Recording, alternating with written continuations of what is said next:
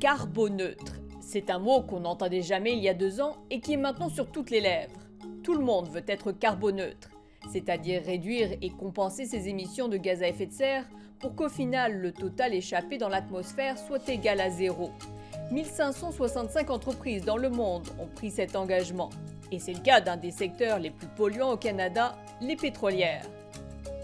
Des 4 plus grosses, 2 font le pari de la carboneutralité. Mais peut-on les croire? Les jeux sont ouverts, mais voici un petit guide pour vous faire votre opinion. Premier critère, y a-t-il une date attachée à cette promesse?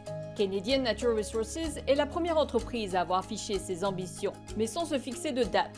Difficile donc d'évaluer ses progrès. Seul Cenovus s'est imposé la contrainte de carboneutralité d'ici 2050. Deuxième critère, ont-elles des cibles intermédiaires? Là encore, CNRL n'en a pas. Suncor et Imperial Oil, même si elles ne s'engagent pas à être carboneutres, ont des objectifs à court terme de réduction de leurs émissions. Elles gagnent des points auprès des environnementalistes. Mais justement, de quelles émissions parle-t-on? La plupart des experts définissent 3 types d'émissions de gaz à effet de serre.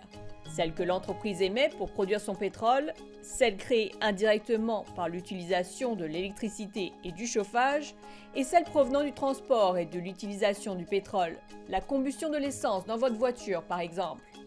Aucune des pétrolières canadiennes ne s'intéresse à ces émissions-là, et c'est problématique selon les environnementalistes, parce que dans le cycle de vie d'un baril de pétrole, la production ne correspond qu'au quart des émissions de carbone. Le plus polluant, c'est son utilisation. Dernier critère, ont-elles une stratégie pour arriver à cet objectif ou bluffent-elles? La plupart de leurs cartes en main sont des listes de technologies à utiliser, mais elles n'attachent pas toujours un objectif de réduction d'émissions pour chaque projet. Dans ce cas-ci, CNRL se démarque, sa liste est la plus détaillée.